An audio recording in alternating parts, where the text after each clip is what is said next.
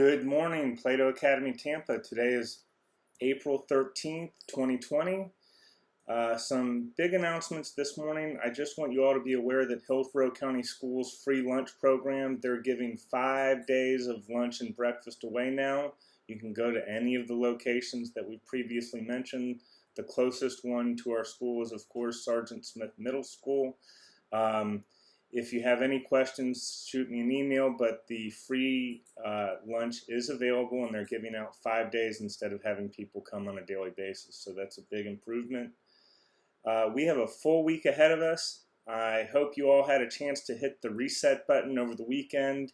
It's definitely a spirit of renewal, and I hope that we can all kind of hit the reset button with virtual learning this week. Let's keep up with the things that are working and make improvements as we go.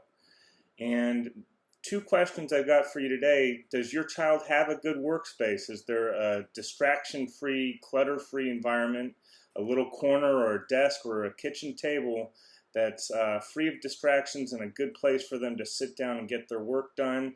And the other question I've got is, are you trying to schedule their day in chunks of time? So are you trying to break things up that they can do a subject or a portion of a subject in a 10 to 15 minute increment that they can get in and knock it out and then have a reward when it's done? So what can you do to incentivize them to sit and focus and knock out little portions of assignments with a reward at the end, such as a walk or a chance to play with a pet or just a little downtime from school? But I want to remind you that even at school, even though they're with us all day, the learning's broken up into small little portions.